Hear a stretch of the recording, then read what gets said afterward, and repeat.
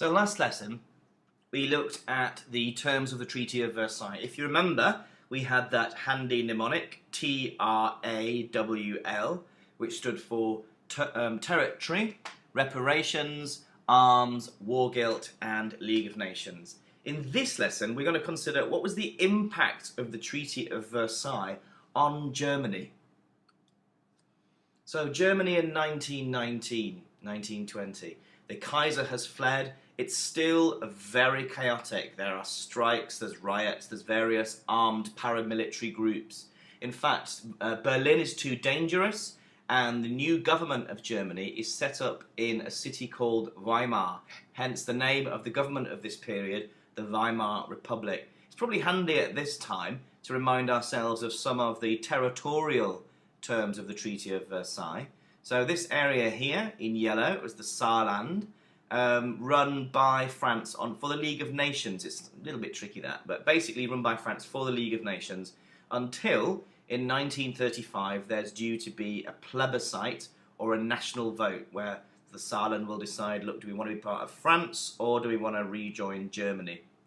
This area here is the Rhineland, which is demilitarized for German troops anyway. German troops are not allowed to be stationed there according to the Treaty of Versailles, although there are some French troops and Belgian troops stationed there until 1926 when they're supposed to withdraw. Looking over to the east now, if you remember, Poland was given access to the Baltic Sea. This is called the Polish Corridor. This cuts off part of Germany from the rest of Germany, East Prussia, and the city of Danzig here is a free city run by the League of Nations. So that's just reminding ourselves of some of the territorial terms of the Treaty of Versailles. We're gonna need to look a little bit at the concept of left wing and right wing with regards to politics and government. I do really like this infographic, but don't worry, you won't need to learn this in detail because I've got a simple one. Here we go. So left wing and right wing, what do those terms mean? Left wing is associated with parties and the idea of socialism. So socialism is a left-wing idea, and right-wing parties tend to be conservative. It's called conservatism. Both of these believe they have the ideas which are going to help make a better society. Socialism believes that's going to be achieved by a search for social justice and equality, by a government control of the economy, perhaps taking more tax from the rich and just redistributing it to poorer people.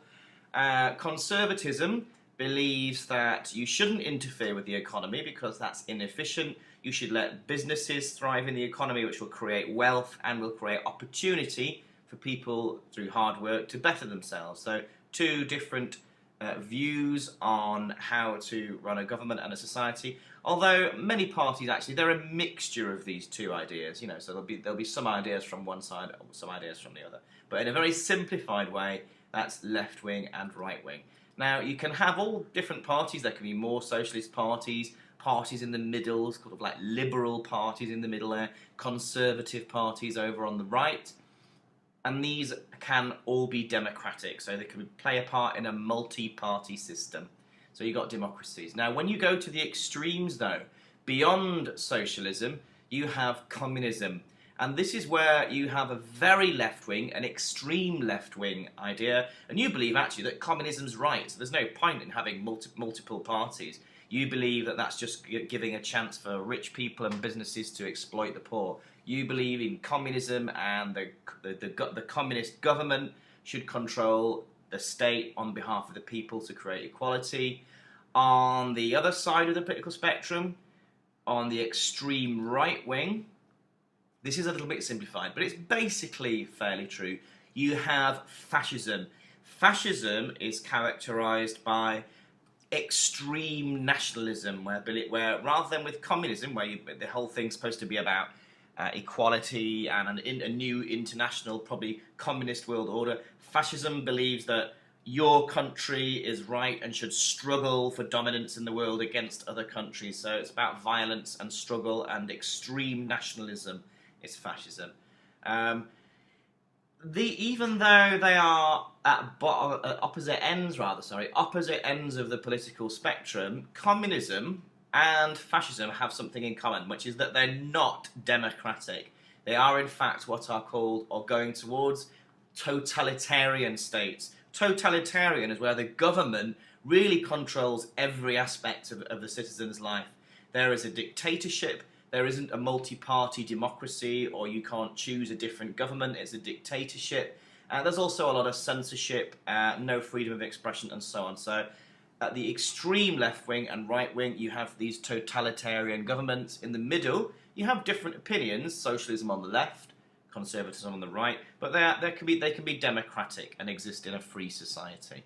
So let's have a look next at the young Weimar Republic. Now, the young Weimar Republic, again, the new government set up in Weimar, it's actually plagued by extreme left-wing and extreme right-wing rebellions. Okay, the first of those was in January of 1919, and that was the Spartacist revolt. You can see an image of that in the picture here. These were communists led by Rosa Luxemburg and Karl Liebknecht. They wanted to create a Soviet Germany. So there's a Spartacist revolt trying to create a Soviet Germany, like Soviet Russia. Also in April of 1919, the province of Munich declared itself the Räterepublik and said it was an independent Soviet state. So there are two left-wing rebellions attempting to essentially create a communist Germany. Now the government is actually quite left-wing, actually. It's reasonably left-wing, but it's certainly not an extreme communist government.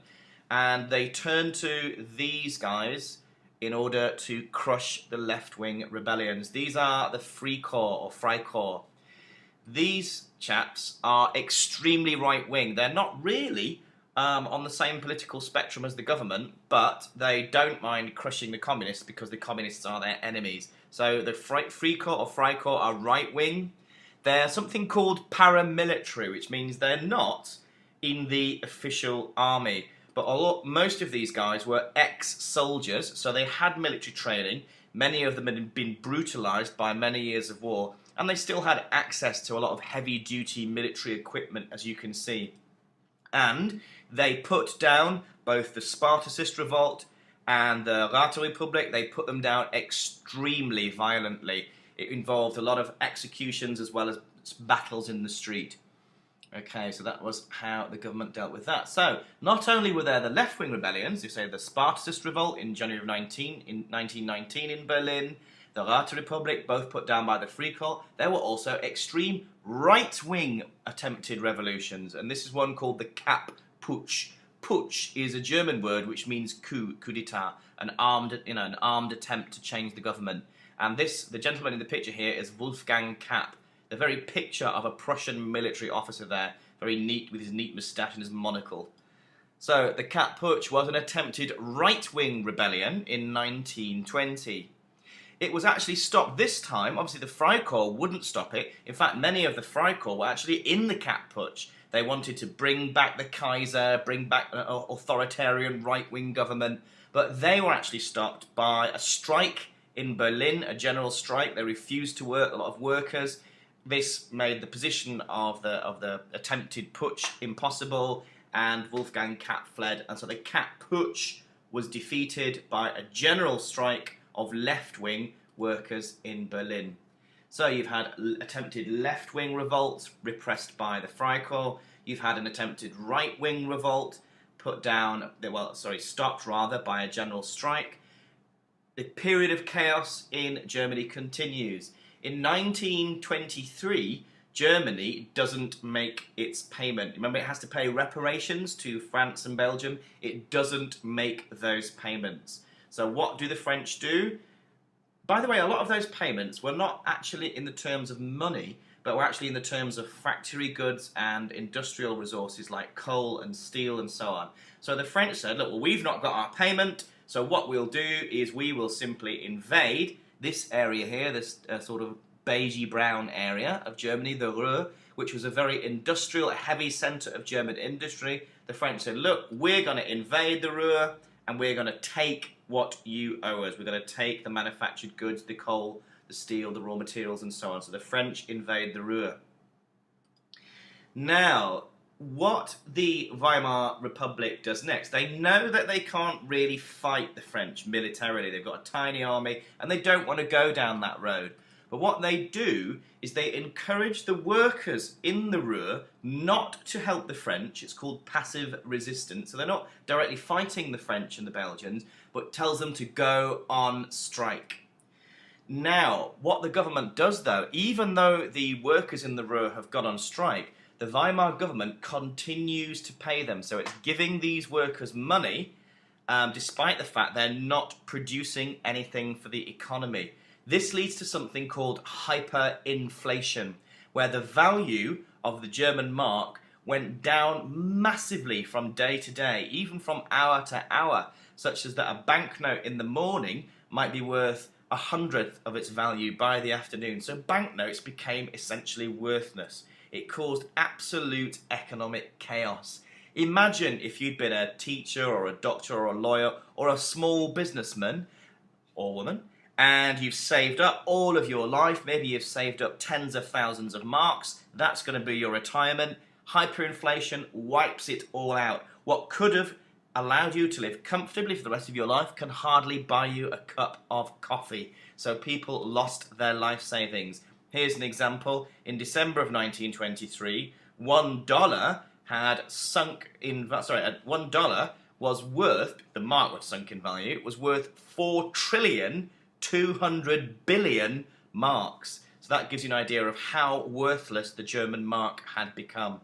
Here's a picture which illustrates that quite well as well. There's quite a lot of pictures you see of people lighting their ovens with banks of banknotes because they're totally worthless.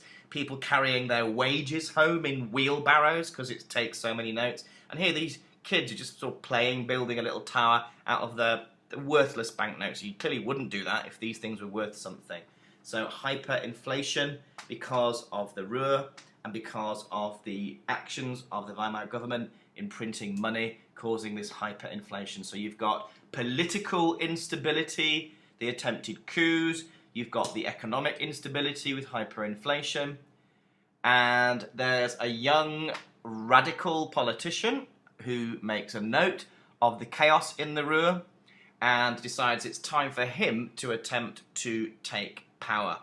And that young gentleman's name was Adolf Hitler. And in 1923, he attempted to seize power in Munich, and from Munich then marched on Berlin and take over the German government. He had some support.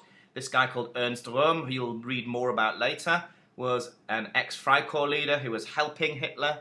And he also had the support of quite a prestigious ex-World War I hero, General Ludendorff. However, his attempted coup did not work.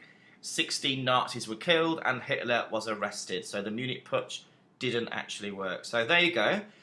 The young Weimar Republic, effects of the treaties, the Treaty of Versailles. You've got attempted left-wing rebellions, the Spartacist revolt, and the later Republic put down by the violent right-wing Freikorps. Yeah, they've got the Freikorps themselves, or a right-wing group trying to take power in the Kapp Putsch in 1920, defeated by a strike. You've got the hyperinflation, because the French and Belgian troops invade the Ruhr to take what they want.